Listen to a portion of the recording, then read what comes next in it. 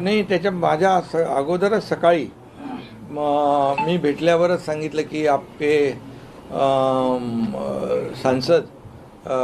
सांसदों को मैंने बुलाया था चाय पे, उनकी मुलाकात हुई आणि खासदारही आपले सगळे भेटून आले प्रधानमंत्री महोदयांना. शेवटी काय, त्यांना आपल्या खासदारांना देखील आपला विकास त्यांच्या मतदारसंघामध्ये करायचा आहे.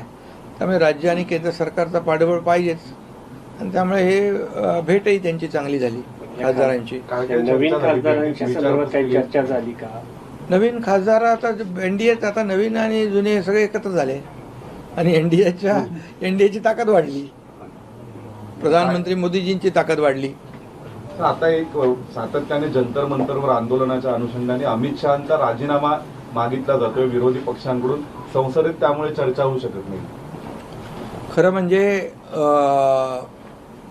संसद सुरू आहे, याच्यामध्ये जे काही चर्चा झाली पाहिजे ज्या विषयावर, ती चर्चा करायला सरकार तयार आहे.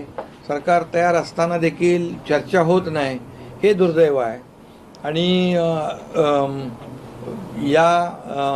मला वाटतं एक आठवडा होऊन गेला ना तुमचं अधिवेशन, 2 आठवडे होऊन गेले, तरीसुद्धा ज्या पद्धतीने सभागृहामध्ये चर्चा व्हायला पाहिजे तशा प्रकारची चर्चा करण्यामध्ये पक्षाला काही रस दिसत नाही. विरोधी पक्षाला फक्त बाहेर संसदेच्या आवारामध्ये राजकारण करायचं एवढंच त्यांना कळतंय आणि त्यामुळे त्यांनी सरकारच्या मंत्र्यांच्या बरोबर संसदेमध्ये विषयावर चर्चा केली पाहिजे, चर्चेला उत्तर घेतलं पाहिजे आणि ते न करता फक्त राजकारण करायचं हे दुर्दैवी आहे. आणि हे जे काही जंतर मंतरवरचं आंदोलन झालं, त्या आंदोलनाच्या पार्श्वभूमीवर शिक्षण मंत्री धर्मेंद्र प्रधानजी यांनी आपला राजीनामा देखील नैतिक जबाबदारी समजून दिलेला आहे. आता ज्यांचं आंदोलन होतं ते तर आपापल्या कामामध्ये, आपापल्या शिक्षणामध्ये जे जे काही त्यांना ते आपले व्यस्त झालेत. परंतु आणखी यांचा जे काही राजकारण आहे, त्यांच्या आडून जे राजकारण करत होते, जंतर मंतरच्या ठिकाणी आंदोलन सुरू असताना त्यांच्या मागून राजकारण, त्यांच्या आडून राजकारण करणं हे करत असताना आत्ता त्यांचं आंदोलन संपलं आहे, परंतु यांचं काय संपत नाही. आणि त्यामुळे आता राजीनामा धर्मेंद्र प्रधानजींचा पहिला मागितला, तो दिला आणि मोदीजींनी देखील कठोर ॲक्शन घेतल्या. एक जे निर्णय आहेत, कायद्यामध्ये बदल केला. जे कोणी आता विद्यार्थ्यांच्या जीवनाशी खेळतील किंवा परीक्षा पेपर लीक करण्याचं पाप करतील, त्यांच्यावर 10 वर्ष, 10 कोटी, फास्ट ट्रॅक, या सगळ्या ज्या काय आहेत, एक टास्क फोर्स पण नेमलेला आहे अतिशय तज्ज्ञ लोकांचा. हे सगळं एकीकडे करत आहेत, केलेला आहे निर्णय. आणि दुसरीकडे मोदीजी स्वतः या सर्व युवकांच्या बरोबर फेस टू फेस बोलत आहेत, त्यांच्याशी इंटरॅक्शन करत आहेत. आणि त्यामुळे मी अगोदरच या ठिकाणी सांगू इच्छितो की विद्यार्थी आणि यूथ जो आहे, युवा हा देशाचं भवितव्य आहे, देशाचं उद्याचं भविष्य आहे. आणि म्हणून सरकारने देखील आणि प्रधानमंत्री मोदीजींनी देखील त्यांचा सन्मान ठेवून निर्णय घेतले आणि स्वतः त्यांच्याशी बोलतात देखील आहे. मग आणखी यांना अमित भाईंचा राजीनामा मागणं म्हणजे हे केवळ राजकारण आहे. कारण अमित भाईंनी नक्षलवाद संपवला म्हणून राजीनामा मागताय. अमित भाईंनी 370 कलम मोदीजींच्या मार्गदर्शनाखाली हटवलं म्हणून राजीनामा मागताय. पूर्ण देशातला दहशतवाद, पाकिस्तानी दहशतवाद जो या ठिकाणी संपतोय मोदीजींच्या मार्गदर्शनाखाली, या सगळ्या ज्या काही बाबी आहेत ह्या सगळ्या करत असताना यामध्ये अमित भाईंचा मोठा सिंहाचा वाटा आहे.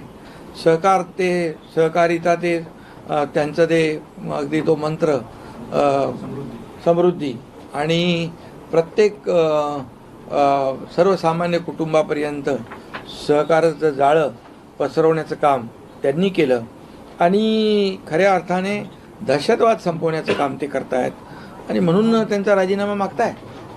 ही केवळ राजकारण आहे आणि त्यांनी खऱ्या अर्थाने सभागृहामध्ये येऊन चर्चा केली पाहिजे. मी यापूर्वी देखील म्हणालो होतो, विरोधी पक्षनेते म्हणून जो काही त्यांचा अधिकार आहे तो सभागृहामध्ये चर्चा करण्याचा, त्याचबरोबर विरोधी पक्षनेते म्हणून आंदोलन करण्याचा पण त्यांना अधिकार आहे.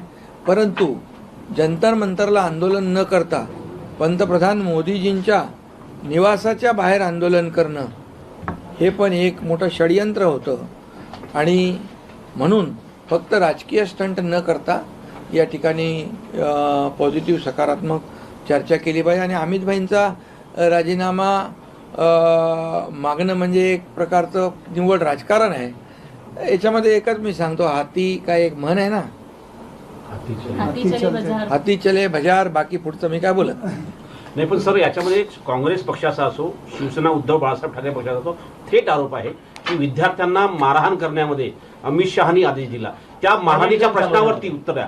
पॅलेट गन चालवण्याचे आदेश त्यांनी दिले, हा प्रमुख आरोप आहे. त्यावरती त्याला बोलावं लागेल. हे कोण म्हणतंय? ते विरोधी पक्ष म्हणताय. हा, विरोधी पक्ष म्हणतायत. मग ज्या लोकांनी लाठीचार्ज केला, ज्या लोकांनी ज्या काय आंदोलनामध्ये कार्यवाही केली त्याची चौकशी तर होतेच आहे ना. प्रधानमंत्री महोदयांनी ते सांगितलेलं आहे की त्यांची चौकशी होणार, कोणालाही सोडलं जाणार नाही. त्यामुळे प्रधानमंत्री महोदयांनी सांगितल्यानंतर हे राजीनामा मागण्याचं जे काही नाटक आहे हे राजकारण आहे. त्यांचा हाही आरोप आहे की जेव्हापासून ही घटना घडली 20 तारखेनंतर अमित शहा संसदेमध्ये आले नाही. जेव्हा संसद बंद होते तेव्हा अमित शहा येतात आणि लपून छपून काम करतात. अमित शहा येतील, अमित शहा बोलतील तेव्हा हे पळून जातील. अमित शहानी जे केलेलं आहे त्यांचं एक वाक्य पण संसदेतलं मला आठवत आहे की हम खून देंगे लेकिन हमारे देश के जमीन का इंच तुकडा नहीं देंगे. कुठल्या तरी ह्याच्यात तुमच्या सभागृहामध्ये बोललेत ना, भाषण केलेलं आहे नक्षलवादाच्या वर, 370 वर आणि या देशातल्या दहशतवादावर. त्यामुळे त्यांनी देशभक्ती काय ही दुसऱ्यांनी त्यांना शिकवण्याची आवश्यकता नाही आहे. आज तुमच्या दौऱ्याच्या पार्श्वभूमीवर अरविंद सावंत म्हणतात की सुप्रीम कोर्टात 2 दिवस सुनावणी झाली आणि त्यामुळे त्यांनी दिल्ली दौरा केला. काका मला वाचवा असं म्हणण्यासाठी त्यांनी खरं म्हणजे त्यांचा न्यायालयावर विश्वास आहे की नाही तो एकदा त्यांनी ठरवलं पाहिजे. यापूर्वी देखील जेव्हा सुनावण्या होत होत्या तेव्हा देखील पेढे वाटत होते. हे सरकार घटनाबाह्य आहे, हा मुख्यमंत्री घटनाबाह्य आहे. परंतु आम्ही सरकार जे स्थापन केलं होतं ते पूर्ण संविधानाचा आदर आणि सगळं नियम पाळून, कायदे पाळून सरकार आम्ही स्थापन केलं होतं. आणि हे चंद्रचूड साहेबांच्या जजमेंटमध्ये देखील हे स्पष्टपणे त्यांनी केलेलं आहे की हे सरकार बेकायदेशीर नाही, घटनाबाह्य नाही. त्यामुळे जी कॅसेट ते अगोदर वाजवत होते तीच पुन्हा परत वाजवत आहेत. आणि त्यामुळे मी आपल्याला सांगतो की आमचं सरकार फुलप्रूफ होतं. ते सरकारचा टेन्युअर संपला, आमदारकीचा टेन्युअर संपला. आता आमदारांचं डिस्क्वालिफिकेशन मागतायत.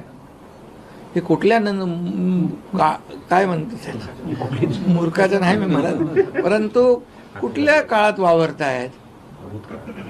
अरे, आणि दुसरी गोष्ट, आता शिवसेना, सिम्बॉल या सगळ्या गोष्टी न्याय प्रविष्ट आहेत.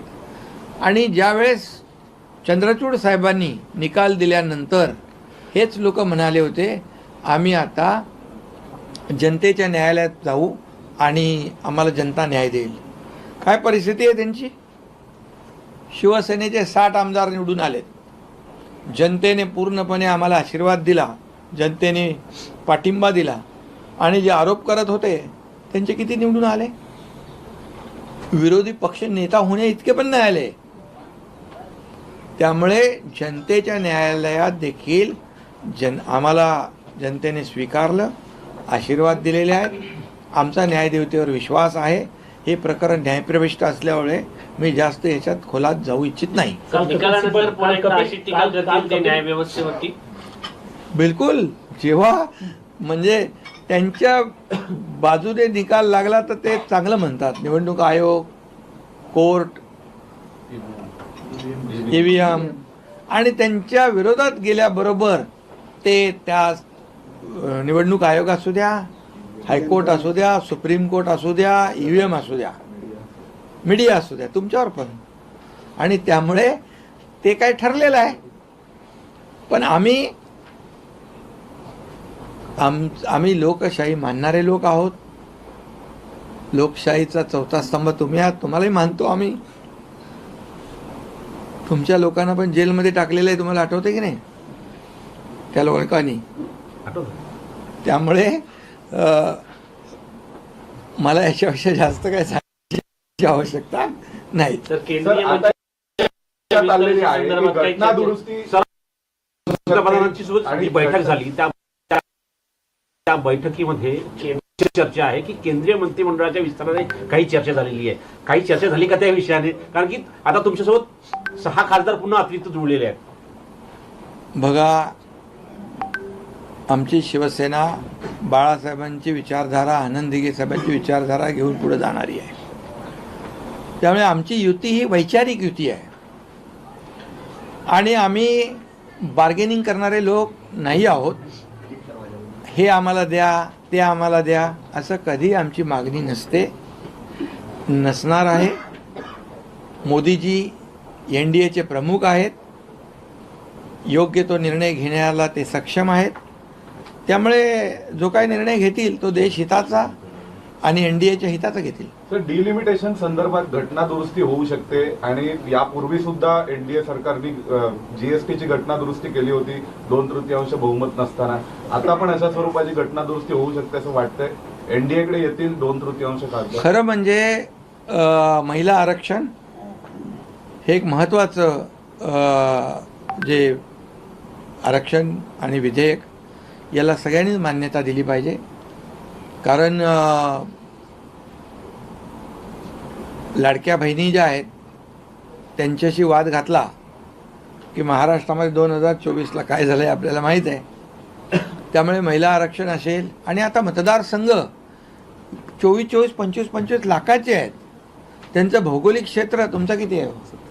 27 लाखाचा तुमचा. आणि भौगोलिक क्षेत्र एवढं मोठं आहे की त्यामुळे काळानुरूप हे निर्णय घ्यावे लागतात लोकशाहीमध्ये.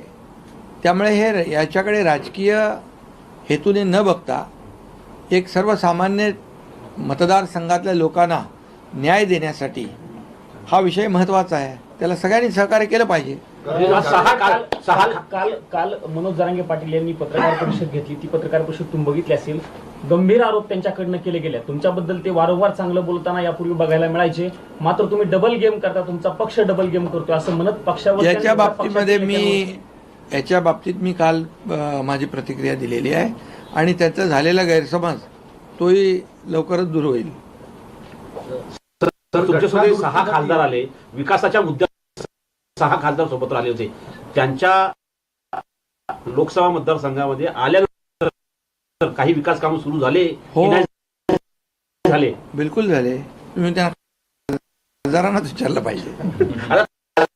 माझ्या हेलिकॉप्टरचा थोडासा जी घटना झाली ती त्यांनी ऐकल्यानंतर मला त्यांनी मी कुठे बंगालमध्ये शपथविधीला असताना विचारलं त्यांनी मला. त्यामुळे अशा या सगळ्या जे काही भेटल्यानंतर फक्तच राजकीय चर्चा होते असं नाही, पारिवारिक चर्चा देखील. हेच तर त्यांचं म्हणजे मोठेपण आहे मोदीजींचं. सर, साधारणतः ज्या पद्धतीने चर्चा सुरू आहे की एक तर महाराष्ट्रामध्ये महायुतीचं सरकार आहे. महायुतीचं सरकार असल्यानंतर नाशिकमध्ये कुंभमेळा आहे, ठाण्यामध्ये अनेक घडामोडी घडतात. एक मोठा प्रश्न सगळ्यांसमोर आहे गड्ड्यांचा. अनेक गड्डे जे आहेत ते अजूनही भरले जात नाही, त्याच्यावरून सरकारवर जोरदार टीका होत आहे. तुम्हाला मी वस्तुस्थिती सांगतो. मुंबई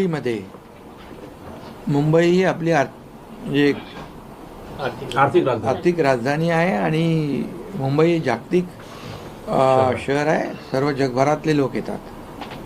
मला सांगायला आनंद नाही मी म्हणत, पण समाधान आहे की यावर्षी आपण जर माहिती घेतली तर कॉन्क्रिटायझेशनमुळे जे दरवर्षी पावसाळ्यामध्ये खड्ड्यामध्ये होणारे अपघात त्याची संख्या तुम्ही बघा आणि खड्ड्यांची संख्या बघा, त्यांचं प्रमाण बघा, तुम्हाला त्याच्यामध्ये खूप तफावत आढळलेलं. 100% काम झालं असं म्हणणार नाही, परंतु पुढच्या 1-1.5 वर्षामध्ये 100% मुंबई खड्डेमुक्त होईल.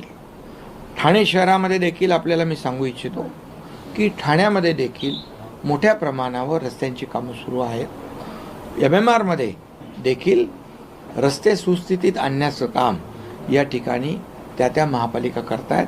त्यांना नगर विकास विभागाच्या माध्यमातून देखील मी स्वतः मदत करतोय.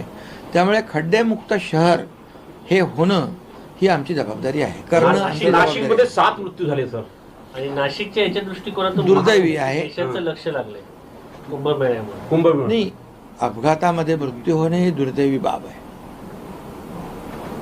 आणि यासाठी त्याची चौकशी लागलेली आहे आणि त्या चौकशीमध्ये जे कोणी दोषी आढळतील त्यांच्यावर कारवाई होईल. परंतु दुर्दैवाने ज्यांचा मृत्यू झालेला आहे ही अतिशय आमच्यासाठी वेदनादायी बाब आहे. महाराष्ट्रातील शेतकरी कर्जमाफीवरती आता सीएम देखील बोलले. इतका गोंधळ का निर्माण झाला? जून अखेरीपर्यंत दिली जाणार होती पूर्णपणे, नंतर आता जुलै संपल्यानंतर नाही, आज दिले ना. आता सुरू झाले, पैसे खात्यामध्ये वाटप सुरू केलं आहे. जवळपास 5,000 कोटीच्या वरती आपण शेतकऱ्यांना वाटप आजपासून सुरू झालेलं आहे आणि जवळपास 56 लाख शेतकऱ्यांना कर्ज माफी होणार आहे. आणि आता तर आपण पहिले 2 लाखापर्यंतची कर्जमाफी करतो आहे. त्यानंतर दुसऱ्या हप्त्यामध्ये इन्सेंटिव्ह जो आहे तोही आपण प्रोत्साहन जो हप्ता आहे तोही देणार आहोत. त्यामुळे शेतकऱ्यांच्या पाठीशी सरकार उभा आहे. हे सरकार शेतकऱ्यांचं आहे, बळीराजाचं आहे. आणि मी नेहमी सांगतो की सरकारच्या तिजोरीवर पहिला अधिकार कुणाचा आहे तर बळीराजाचा आहे. आणि म्हणूनच मी मुख्यमंत्री असताना किंवा आता देवेंद्रजी आहेत तेव्हाही शेतकऱ्यांसाठी मदत करताना कधी आम्ही हात आकडता घेणार नाही.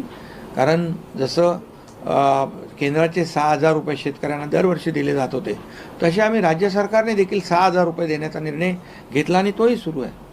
सर, पृथ्वीराज चव्हाण यांनी केंद्र सरकारवर टीका केली आहे. शिक्षण मंत्री हे प्रल्हाद जोशी तात्पुरते आहेत, मात्र त्यांच्यानंतरही कोणताही असा सक्षम मंत्री नाही आहे कॅबिनेटमध्ये की त्यांच्याकडं शिक्षण मंत्रालय दिलं जावं असं त्यांनी म्हटलं. नाही, जाऊ दे, आता मला त्यांच्यावर काही टीका करायची नाही आहे. परंतु मी सांगतो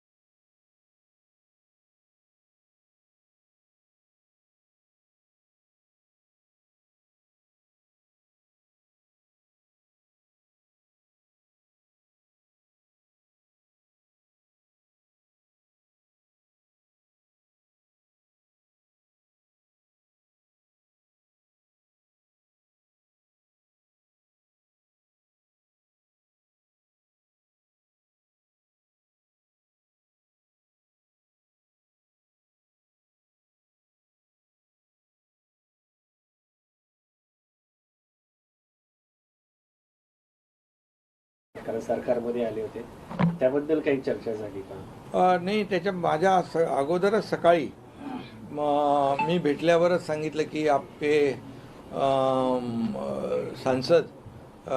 सांसदों को मैंने बुलाया था चाय पे, उनकी मुलाकात हुई आणि खासदारही आपले सगळे भेटून आले. प्रधानमंत्री महोदयांना शेवटी काय त्यांना आपल्या खासदारांना देखील आपला विकास त्यांच्या मतदारसंघामध्ये करायचा आहे. त्यामुळे राज्य आणि केंद्र सरकारचा पाठबळ पाहिजेच आणि त्यामुळे हे भेटही त्यांची चांगली झाली खासदारांची. काय काय नवीन चर्चा झाली? खासदारांच्या संदर्भात काही विचारपूस चर्चा झाली का?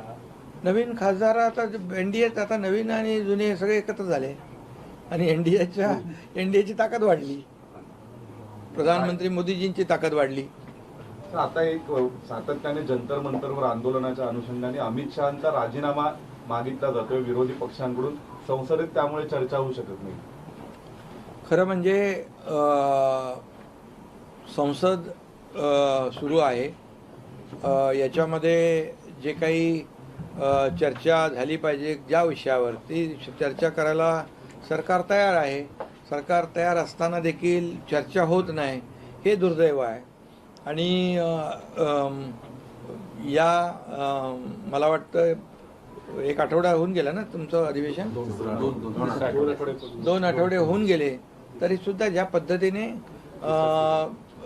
सभागृहामध्ये चर्चा व्हायला पाहिजे तशा प्रकारची चर्चा करण्यामध्ये पक्षाला काही रस दिसत नाही.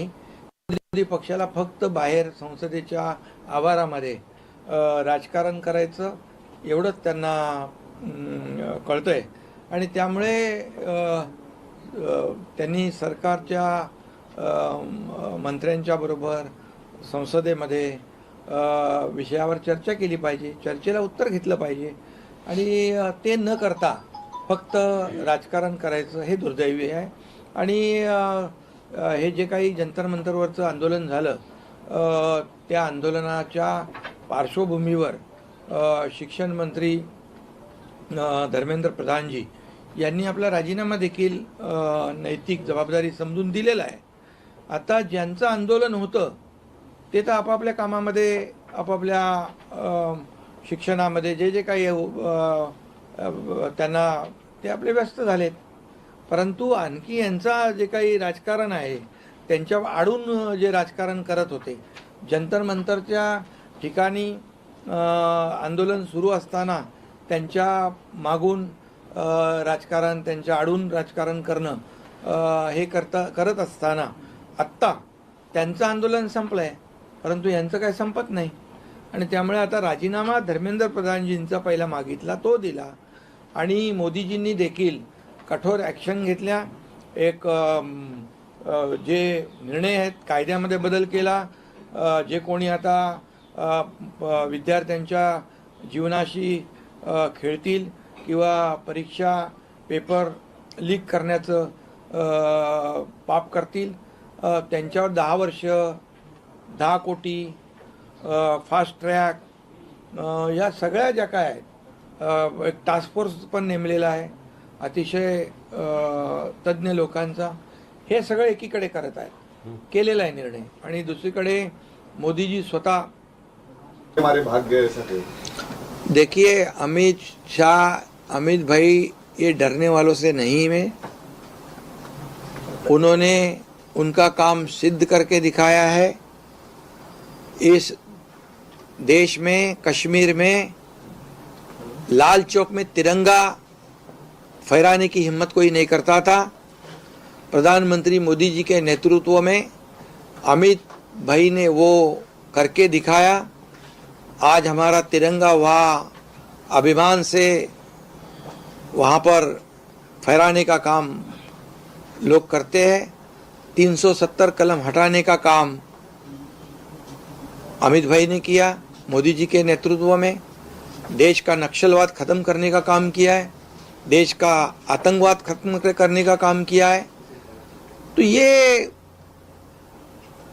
राजीनामा मांगना ये तो बिल्कुल राजनीति है. जिनका इस्तीफा मांगा था शिक्षा मंत्री का, ये युवाओं का मान सम्मान, उनकी मांग को ध्यान में रख के धर्मेंद्र प्रधान जी ने वो इस्तीफा दे ही दिया और आंदोलन भी खत्म हो गया युवाओं का. ये युवा जो है वो देश का भविष्य है, इसलिए मोदी जी उनसे बार बार इंटरेक्शन कर रहे हैं, बात कर रहे हैं. और अभी ये जो राजनीति चल रही है फिर सिर्फ राजनीति है. आज संसद चल रही है लेकिन उसमें कोई चर्चा करने को आता नहीं। बाहरी चर्चा करते, बाहरी स्टंट करते हैं। ये केवल राजनीति है और लोग समझदार है। देश की 140 करोड़ जनता मोदी जी के साथ है। सर, मोहन भागवत जी ने जैन जी के साथ जो बातचीत की उसको लेकर आलोचना कर रहे हैं विरोधी पार्टी। इसका मतलब जैन जी से बात नहीं करेंगे तो भी आलोचना, और जैन जी से बात करेंगे तो भी आलोचना। क्या चाहते हैं क्या वो लोग? ये जैन जी जो है देश का भविष्य है ना। आज एक कंपैरिजन करो, लोग यूपीए सरकार ने ये जैन जी के लिए क्या किया, और प्रधानमंत्री मोदी जी 2014 के बाद आए, ये जैन जी के लिए उन्होंने जो कई जो योजनाएं शुरू की वो देखो। और इसीलिए मोहन भागवत जी जो उनसे बात कर रहे, संवाद कर रहे, ये संवाद होना ही